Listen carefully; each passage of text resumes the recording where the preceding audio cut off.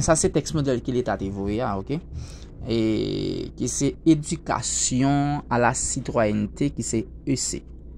Il dit nous que lit extrait des textes ci-dessous pour répondre aux questions 1 à 2. 1 et 2. Tout d'abord, pas négliger like, commenter et partager.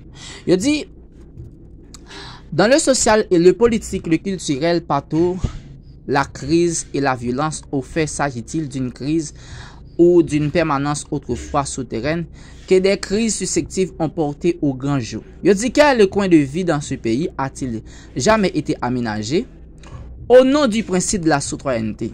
Il dit un principe qui aurait fonctionné comme une garantie suffisante à un degré relatif d'égalité, voire l'équité ou d'appartenance à une communauté. Il dit le fonctionnement des appareils d'État, il dit les mécanismes individuels de suivi d'enrichissement, il dit d'enrichissement pour la domination, les valeurs des classes et des cadres, la polarisation des héritages culturels, tout simple agit contre l'établissement de la citoyenneté. Ça veut dire le fonctionnement des appareils d'État, les mécanismes individuels de suivi, l'enrichissement ou la domination, les valeurs des classes et des cadres, il dit la polarisation des héritages culturels, tout semble agir contre l'établissement de la citoyenneté. Quand on dit que, en vous référant à la première question, en vous référant au terme, relève de blocage à l'établissement de la citoyenneté en Haïti. Ah ben c'est normal, à partir de là, les mécanismes individuels de suivi, les mécanismes individuel de suivi, d'enrichissement ou la domination, les valeurs des classes et des cadres et la polarisation des héritages culturels, tout semble agir contre l'établissement de la citoyenneté. Premier blocage, on a bien ça laissé l'enrichissement individuel au détriment des intérêts collectifs, c'est l'enrichissement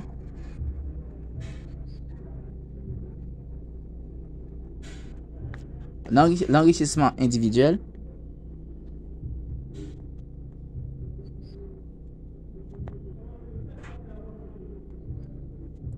au détriment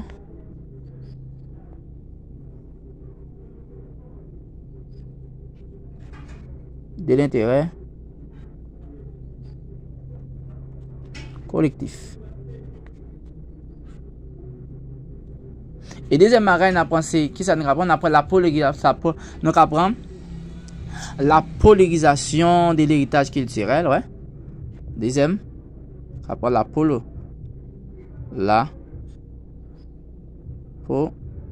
polarisation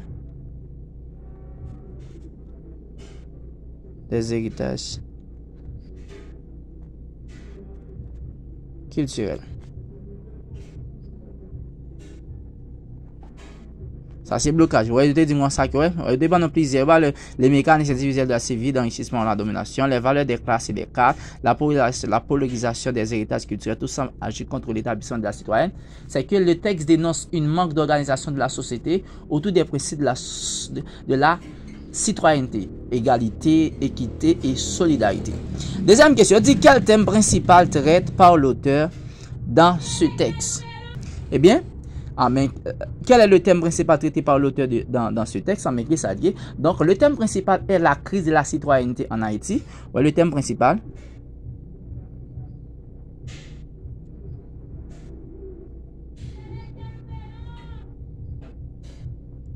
est la crise de la citoyenneté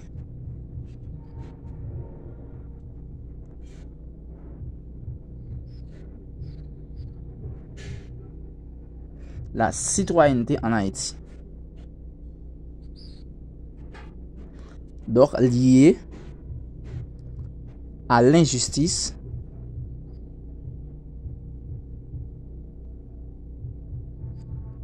sociale, à l'exclusion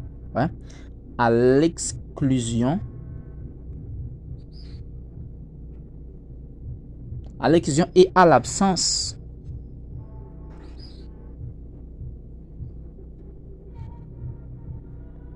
du vrai engagement de l'État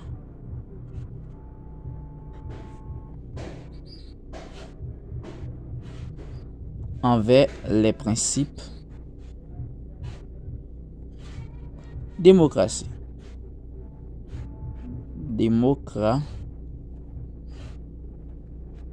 Démocratique. Ok. On va une question. Et 3. Je dis entourer la lettre placée devant la bonne réponse. Question 3 à 7. C'est pas 6 points par question. Dit lequel des comportements suivants montre une attitude de tolérance. Je dis accepter que l'autre ait des opinions différentes des siennes. Ok. Je dis interdit à un camarade de parler sa langue maternelle. Ça c'est là. Je te dis lequel des comportements suivants montre une attitude de tolérance. Ça ouais, interdit, ça va pas tolérance. Refuser de travailler en groupe, ça pas qu'à tolérance. Quelqu'un qu'on n'aime pas, ça pas qu'à tolérance. Se moque d'un camarade, ça pas qu'à tolérance. Je dis se moque d'un camarade parce qu'il est différent, ça pas qu'à tolérance. Une attitude tolérante. Ah ben, accepter que l'autre ait des opinions différentes des siennes, ça sont attitudes de tolérance. Ok. Je dis que lequel des autorités suivant fait partie du pouvoir exécutif. Ah ben, le ministre de l'éducation, le doyen de la Cour de cassation, le président de la Chambre des députés, le directeur général de la 17. Il va le directeur général de la 17 parce qu'il parle du pouvoir exécutif. Hein? Fait exécuter. Ah ben c'est le ministère de l'éducation. Vous savez, le ministère, c'est le pouvoir exécutif inclut le gouvernement. Par exemple, BA, le doyen de la Cour de cassation parle de la organe avec les judiciaires et le président de la Chambre des députés, on parle de pouvoir législatif et le directeur général, c'est rapport avec privé. Il dit 5. Trouver dans les principes suivants celui qui fait référence au fonctionnement d'un État démocratique. Ok? Ah bien, qui ça veut dire? Il dit le pouvoir est concentré entre les mains du judiciaire. Il dit le pouvoir est concentré entre les mains législatives. Il dit le pouvoir est concentré entre les mains de l'exécutif. Il dit le pouvoir est séparé légalement entre les trois pouvoirs. Ah bien, il te dit me trouver dans les principes suivants celui qui fait référence au fonctionnement d'un pouvoir démocratique. Ah bien, c'est le pouvoir est séparé légalement entre les trois pouvoirs. Parce que ouais, les législatifs fait les lois, exécutif appliquer les lois, judiciaire fait respecter les lois. Ah ben là, on te dit ça, en démocratique, il y a des séparations des pouvoirs. Ouais. Ah ben là, le pouvoir est séparé légalement entre les trois pouvoirs. Là, c'est chaque liste spécifique, là, lui-même, le global entre trois. Donc, il y en a marre à vous connaître, c'est qu'un citoyen responsable protège son environnement, s'implique dans des actions collectives, aide. Donc, là, nous disons comme ça, un citoyen responsable protège son environnement, s'implique dans des actions collectives, aide à améliorer dans sa communauté. C'est la question, c'est ça, nous allons comprendre. Je dis laquelle des actions suivantes renvoie au comportement du citoyen responsable. Parce que un citoyen responsable qui ça fait, il protège son environnement, s'implique dans des actions collectives, aide à l'amélioration de sa communauté. On y a, là, on te dit comme ça, que laquelle des actions suivantes renvoie au comportement d'un citoyen responsable. Ah, mais qui ça dit? Il dit construire des boutiques dans les rues. Ça, c'est le citoyen responsable. Il dit comme ça que couper des arbres pour... Ah, citoyen responsable.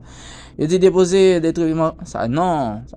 Ça va un citoyen responsable. Participer au reboisement d'une petite place. Ça, c'est un citoyen responsable. Un comportement d'un citoyen responsable. Question, nous prenons la question 7. On a allé. Il dit lequel des éléments suivants appartient au patrimoine naturel d'Haïti. Il dit lequel. Et lequel dit. Ah ben, et notre, il y a le site de Vertière, le Rara, le bassin Zim, le Forja. Ah ben, le bassin Zim. Pour exemple, le bassin Zim. Parce que le bassin Zim est une chute d'eau naturelle située dans le plateau central. C'est un patrimoine naturel. Donc, les autres sont culturels ou historiques. Par exemple, Vertière qui a rapport avec bataille historique. Rara, c'est tradition culturelle. Forjac, c'est monument historique. Question 8. Il dit ça qui répond aux questions 8 à 10 suivant les consignes données. Il dit, dans ton école, un conflit éclate entre deux élèves. Il dit, en tant que citoyen responsable, que ferais-tu pour aider à rétablir la paix tout en s'assurant la sécurité de tous? Donc, qui ça va faire qu'on y a? Donc, moi-même, qui ça m'a dit? On a fait un truc que moi, et puis pour même, pour bien comprendre. Donc, en tant que citoyen responsable, ouais, voilà, en tant que citoyen responsable, je chercherai d'abord à calmer les deux élèves, ou bien les deux élèves, en leur demandant d'arrêter le conflit. Ensuite, je les inviterai à s'exprimer chacun l'heure de tout pour comprendre les causes du désaccord. Je pourrais aussi avertir un enseignant ou un adulte responsable pour éviter que la situation ne s'aggrave. Ok? Et enfin, je proposer une solution juste en rappelant l'importance du respect et de la paix à l'école. Souvenez-moi, bon, donc, bon, mais qu'il pour capable de à l'aise, nous disons ça que qui soit fait en tant que citoyen là. En tant que citoyen responsable,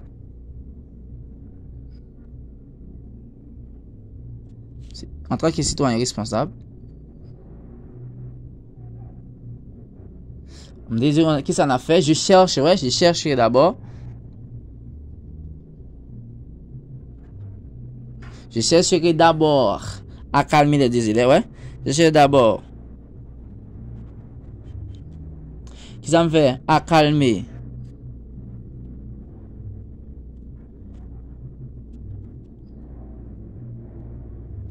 les deux élèves en leur demandant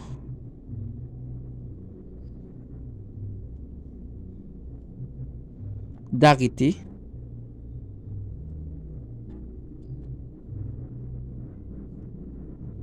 le conflit. Ensuite, qui ça me fait? Ensuite, je les invite, ouais. Ensuite,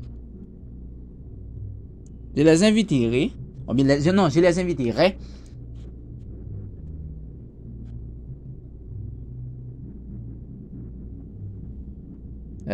qui ça? À s'exprimer chacun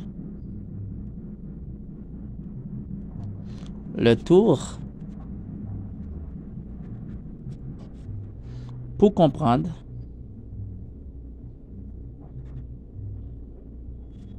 la cause du désaccord.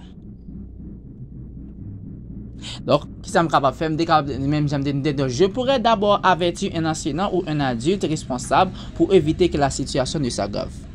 Après ça, qui sera dit, enfin, je proposais une solution juste en rappelant l'importance du respect et de la paix de l'école. On est à la question 9. Je dis moi ça que, dans ton quartier, un enfant est souvent mis à l'écart parce qu'il a un handicap. Que peux-tu faire concrètement pour appliquer le principe d'égalité et le traiter comme tu aimerais qu'on te traite? Tout d'abord, je commencerai par inclure dans les jeux et activités, comme j'ai fait avec les autres enfants, comme j'ai fait à tous les autres enfants. Par exemple, qui ça m'a fait en tant qu'enfant, si je connais un petit monde qui a un handicap, puisque je conduis avec l'autre enfant, je vais l'autre petit monde, je vais venir jouer avec elle. Qu'est-ce que ça m'a dit? C'est que je commencerai par inclure dans les jeux. Je commencerai par inclure dans les jeux et activités comme je l'ai fait avec tous les autres enfants. Je parle aux autres pour les expliquer qu'il a le même droit que nous et mérite d'être respecté et aimé. Je pourrais aussi l'aider dans ses déplacements ou ses besoins s'il y en a. Bref, je le traiterai comme un ami parce que nous sommes tous égaux malgré nos différences. Si je l'écris pour vous, je dis que, je commencerai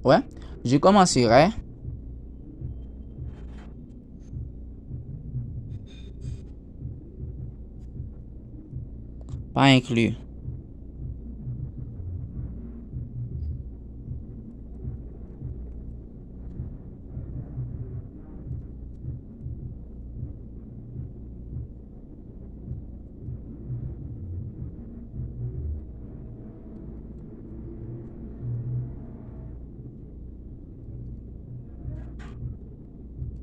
comme je l'ai fait avec tous les autres enfants, comme je l'ai fait avec tous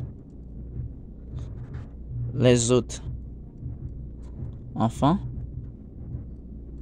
Ouais, donc qui ça me fait? Je parlerai aux autres enfants pour les. Ouais, je parlerai. Je parlerai aux autres pour les. Ouais, pour les. Pour les expliquer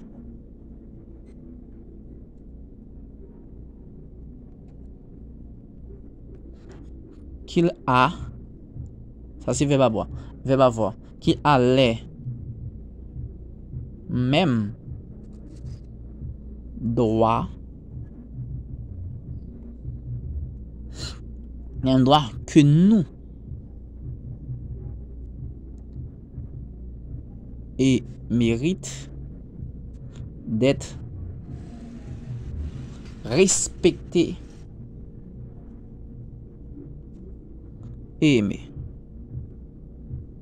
Je pourrais aussi l'aider dans ses besoins. Ouais, je pourrais aussi les aider dans ses déplacements ou ses besoins s'il en a. Ouais, ça sera bien plus de valeur. Ouais, je pourrais aussi l'aider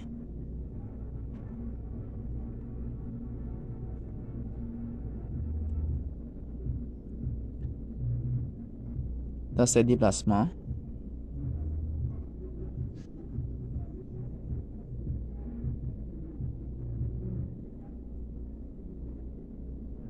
ou ses besoins s'il en a. Ouais, ou bien, donc, bref, c'est une petite conclusion tout petit là. Donc, je pourrais, donc, bref, je le traiterai comme un ami parce que nous sommes tous égaux. Je les traiterai comme un ami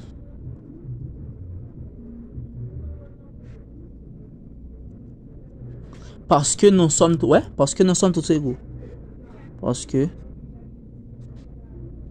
nous sommes tous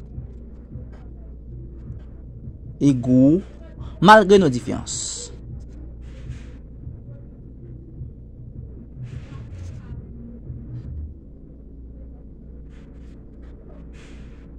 Point. Là, on dit nous observer. Donc là, on dit observer les comportements ci-dessous et écrit dans le tableau suivant qu'ils favorisent ou freinent la participation à la vie démocratique en classe. Là, on parle de la vie démocratique. Donc, qu'est-ce que c'est démocratique? C'est respecter l'idée des autres. C'est que mon a parlé pas couper. Quitter mon a parlé et c'est comprendre mon d'abord. Et ok, nous allons comprendre. Je dis comme ça, écouter les autres sans les interrompre. Là, on te parle de favoriser la démocratie en classe, freine la démocratie en classe. Là, sinon écoutez A. On nous prend A. A, c'est écouter les autres sans les interrompre. C'est favoriser la démocratie en classe. M'a écrit. Je dis se moque d'un camarade pendant un débat. Ça que freine la démocratie en classe. Ouais, on va moquer un camarade. Freine la démocratie en classe. C'est B. Je dis voter pour être élu un président de classe. Ok, là, on favorise la démocratie en classe. Et imposer son idée sans discussion.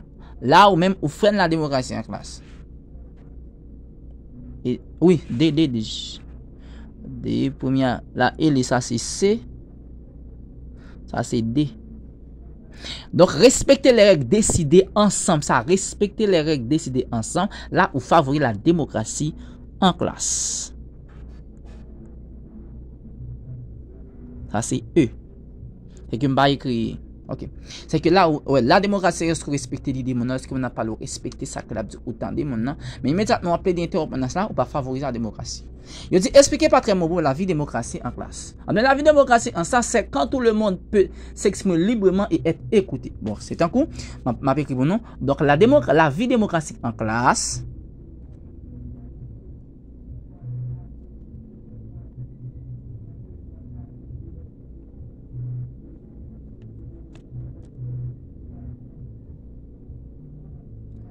C'est qui ça? C'est quand tout le monde peut s'exprimer. Ouais? C'est quand tout le monde, tout avec S, c'est pas tous, tout le monde peut s'exprimer librement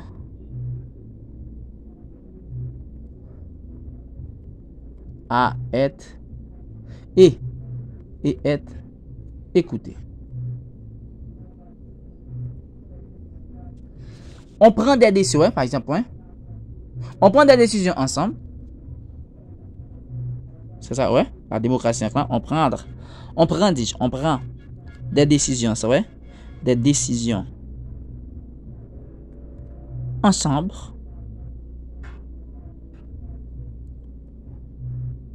Comme choisi, ouais, comme choisi. un délégué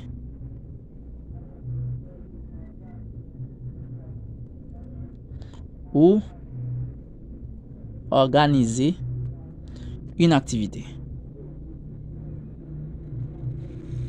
Et on respecte les opinions. Ouais, on respecte. Point. On respecte les opinions des autres.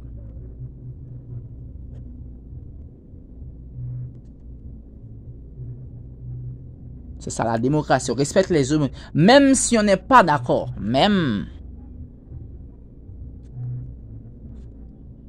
si on n'est pas d'accord. Donc c'est aussi le respect des règles, c'est aussi le respect des règles, de la tolérance et de la et de l'égalité entre élèves. Ouais. C'est aussi le respect des règles, de la tolérance